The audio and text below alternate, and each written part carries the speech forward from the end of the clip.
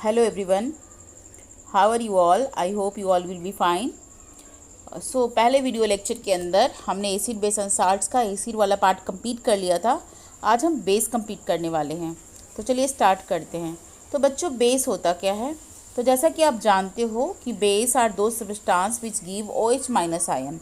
जो वाटर में डालने पे OH माइनस आयन रिलीज़ करे उसे हम बेस कहते हैं। जैसे एसिड क्या देता था? H plus ion. Acid water में क्या देता था? H plus ion. तो बेस क्या देगा बच्चों? OH minus ion. ठीक है, कुछ एग्जाम्पल बेस का आप देख लो। NaOH, sodium hydroxide, calcium hydroxide, potassium hydroxide, ये सारे बेस हमारे पास। जितने भी मेटल के ऑक्साइड हैं या हाइड्रोक्साइड है वो सारे के सारे बेस होते हैं। मेटल के ऑक्साइड और हाइड्रोक्साइड सारे के सारे बेस होते हैं। ठीक है, मेटल कार्बोनेट या मेटल हाइड्रोजन कार्बोनेट, ये सारे के सारे भी बेस होते हैं। ये बेस की तरह एक्ट करते हैं, क्योंकि जब फर्स्ट एसिड में आपने देखा था कि मेटल कार्बोनेट या हाइड्रोजन कार्बोनेट को जब आप बेस के साथ ऐड कर रहे थे तो न्यूट्रलाइज कर दे रहा था उसे, और साल्ट एंड वाटर बना रहा था। तो ये बेस को न्यूट्रलाइज कर देते हैं। ठीक है, metal carbonate and metal hydrogen carbonate जो है वो एसिड को न्यूट्रलाइज कर देते हैं, इसलिए हम कह सकते हैं कि ये भी बेस है। ठीक है, फिजिकल प्रॉपर्टी की बात करें तो जैसे एसिड का फिजिकल प्रॉपर्टी था उस तरह से बेस का भी कुछ फिजिकल प्रॉपर्टीज़ होगा। तो ये टच करने के बाद सोपी लगेगा, जैसे लगेगा हाथ एकदम चिकना और स्लिपरी हो गया, साबुन को टच कर रहे हैं। टेस्ट में बीटर होता है, कड़वा होता है, जबकि एसिड शार्ड होता है। दोनों इलेक्ट्रिसिटी कंडक्ट करता है, यानी एसिड भी इलेक्ट्रिसिटी कंडक्ट कर रहा था और बेस भी करेगा। लेकिन ये रेड लिटमस को ब्लू में टर्न करता है, जबकि एसिड ब्लू लिटमस को रेड में टर्न करता है। क्लियर? चलिए अब हम केमिकल प्रॉपर्टीज़ की बात करते हैं। तो भाई हम जानते हैं कि एसिड जो है सारे मेटल के साथ रिएक्ट करता था और साल्ट एंड वाटर बनाता था। तो क्या हमारा बेस भी रिएक्ट करेगा? यस, बेस भी रिएक्ट करेगा मेटल के साथ और साथ में साल्ट एंड वाटर बनाएगा। लेकिन एक खास बात यह है कि बेस सारे मेटल के साथ रिएक्ट नहीं करेगा। बेस जो है वो सारे मेटल के साथ रिएक्ट नहीं करेगा, कुछ ही मेटल के साथ रिएक्ट करता है। और ऐसे मेटल जिसके साथ बेस रिएक्ट करता है उसको हम एम्फोटेरिक मेटल कहते हैं। ठीक है, तो ये सिर्फ जिंक और एल्युमिनियम के साथ रिएक्ट कर पाता है, बाकी के सारे मेटल के साथ रिएक्ट नहीं करता है। इसलिए हम जिंक और एल्युमिनियम को क्या बोलते हैं?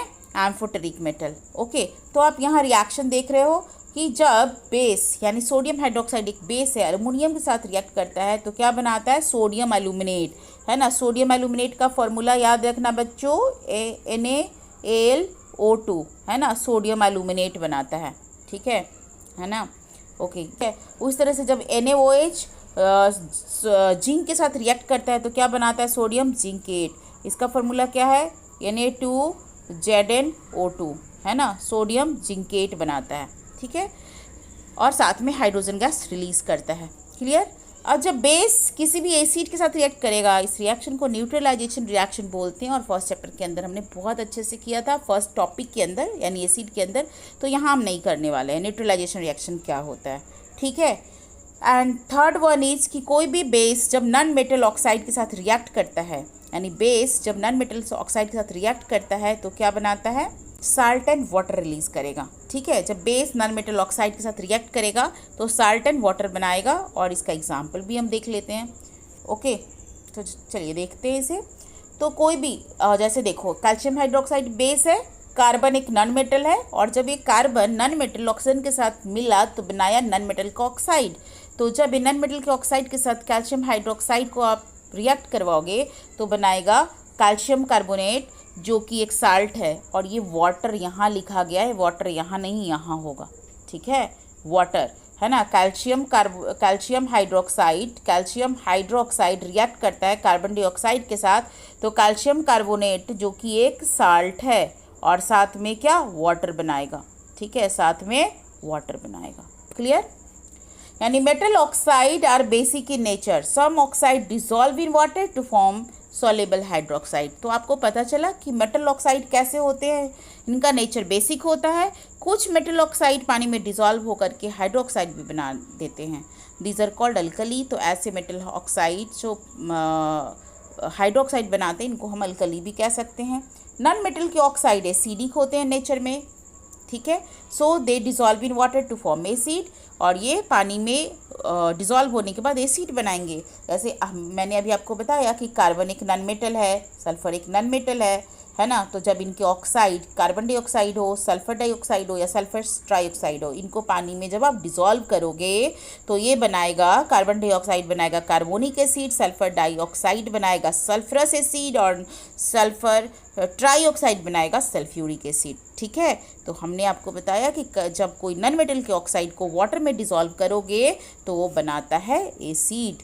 Okay, now will talk about the alkalis कि अल्कलीज क्या होता है, किसे अल्कलीज कहते हैं। तो मैंने आपको बोला कि सारे बेस को वाटर में डिज़ोल्व नहीं कर सकते हो, कुछ बेस को ही वाटर में हम डिज़ोल्व कर सकते हैं, और ऐसे बेस जिसे हम वाटर में डिज़ोल्व कर सकते हैं उसे हम बोलते हैं अल्कली।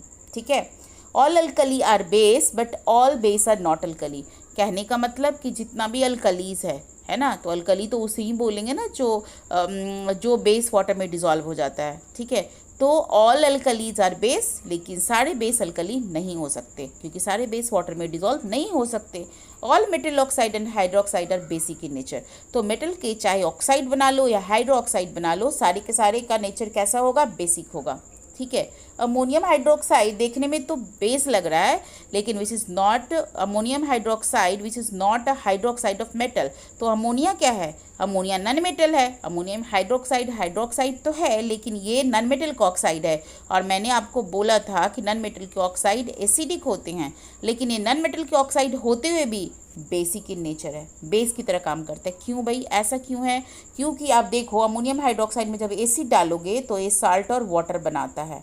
ठीक है, क्या बनाता है, साल्ट और वाटर बनाता है, यानी यहाँ ये बेस की तरह काम कर रहा है। ओके, चलिए हम जरा क्लासिफिकेशन करते हैं बेस का, है ना। क्लासिफिकेशन जिस तरीके से हमने एसिड का किया था वैसे हम बेस का भी क्लासिफिकेशन करने वाले हैं। तो हमने एसिड का क्लासिफिकेशन किया था कि जैसे स्ट्रॉन्ग एसिड, वीक एसिड, है ना, मोनोबेसिक एसिड, डायाबेसिक एसिड, उस तरह से हम इसका भी क्लासिफिकेशन करने वाले हैं।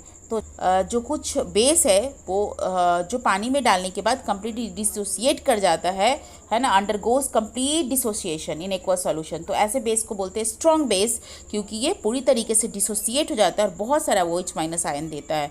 जबकि हमारे पास वीक बेस भी हैं जो पानी में डिसोसिएट होने के बाद बहुत ही जो है पार्शियल डिसोसिएशन होता है, अच्छे से डिसोसिएट नहीं होते हैं और इस तरह से OH माइनस आयन भी बहुत ज़्यादा रिलीज नहीं करते हैं। ऐसे बेस को हम बोलते हैं वीक बेस। अब हम बात करते हैं ऐसा बेस जो एक OH माइनस आयन दे या 2 OH माइनस आयन दे, यानी नंबर ऑफ कितना OH आयन देता है ना। तो classification of base on their basis of their acidity, यानी कितना OH माइनस आयन वो प्रोड्यूस करता है। तो जो एक OH माइनस आयन प्रोड्यूस करेगा उसको बोलेंगे मोनोबेसिक एसिड। तो हमारे पास मोनोबेसिक एसिड के एग्जाम्पल हैं sodium hydroxide, potassium hydroxide, ammonium hydroxide, और जो 2 OH माइनस आयन प्रोड्यूस करेगा उसको बोलते हैं डायाबेसिक एसिड। तो इसके एग्जाम्पल है हमारे पास कैल्शियम हाइड्रोक्साइड CaOH2, यहाँ पे 2 छूट गया है, कॉपर हाइड्रोक्साइड, ये सारे 2 OH माइनस आयन देते हैं।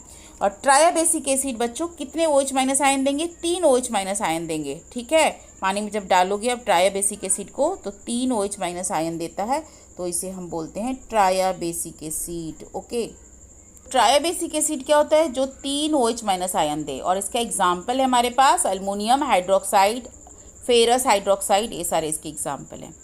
अब हम देखेंगे uses of some common base, कुछ बेसिस का यूज़ कहाँ करते हैं।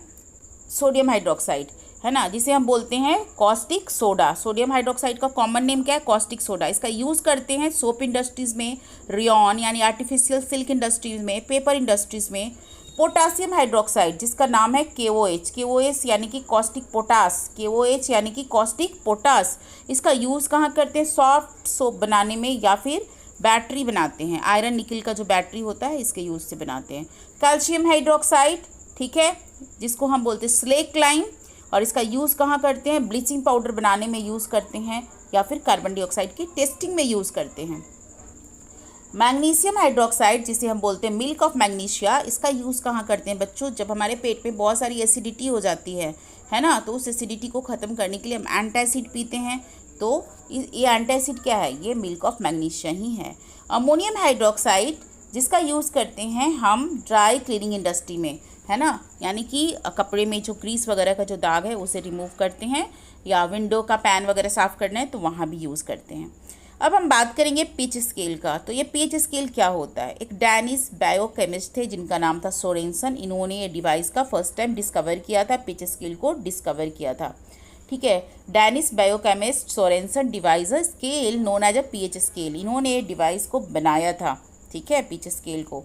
ठीक है, और इस पे हम क्या मेज़र करते हैं? कॉन्सेंट्रेशन ऑफ H3O+ आयन, यानी कि एसिड की कॉन्सेंट्रेशन को मेज़र करते हैं। H+ आयन के कॉन्सेंट्रेशन को मेज़र करते हैं कि कितना ज़्यादा H+ आयन है या नहीं है। ठीक है, पीएच का मतलब होता है पोटेंज ऑफ हाइड्रोजन। पोटेंज जो है एक जर्मन वर्ड है जिसका मतलब होता है पावर, है ना, यानी पावर ऑफ हाइड्रोजन, है ना, पावर ऑफ हाइड्रोजन। हाइड्रोजन की पावर को हम मेज़र करने वाले इस स्केल पे। और स्केल की नंबरिंग होती है 0 to 14। ठीक है, नंबरिंग का होती है बच्चों 0 to 14। आप यहाँ से देख लो 0 to 14 ये पीएच स्केल का नंबर है।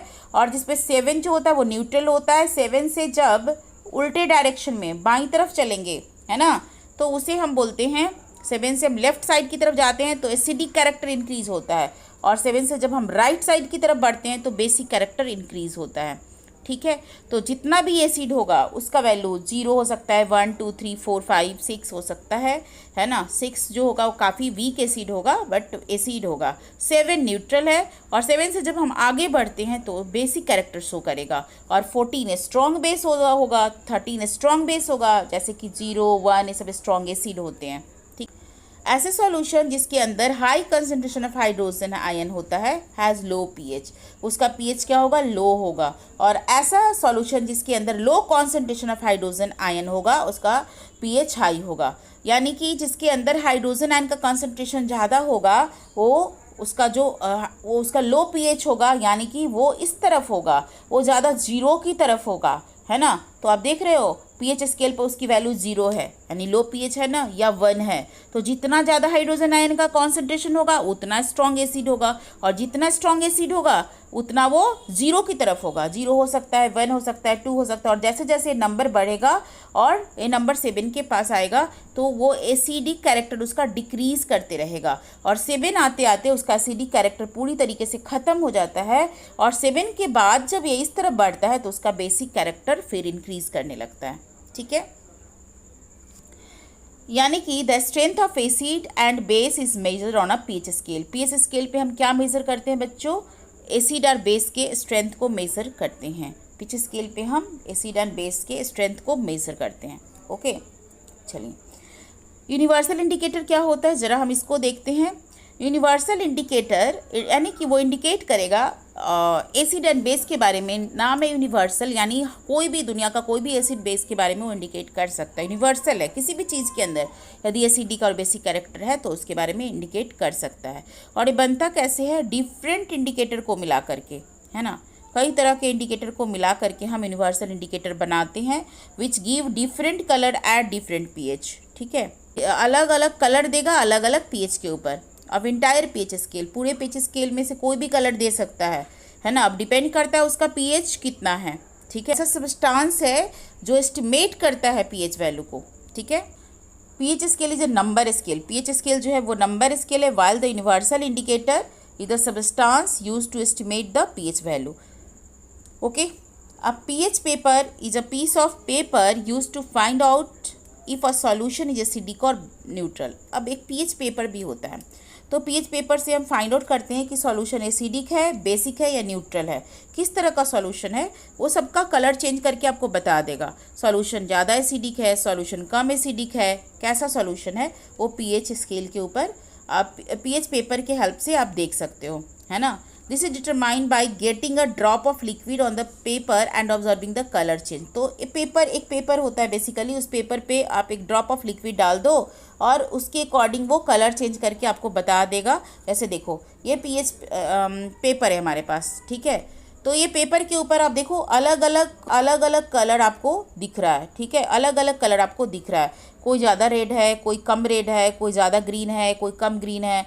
और यहाँ पे ये पीएच स्केल सपोज हमने रख दिया और इसके अकॉर्डिंग कलर को मैच करके देखो आप कि आप देख रहे हो कि जिसका कलर 14 है वो ज़्यादा बेसिक है ना, जिसका कलर 1 है वो कम बेसिक है। ठीक है,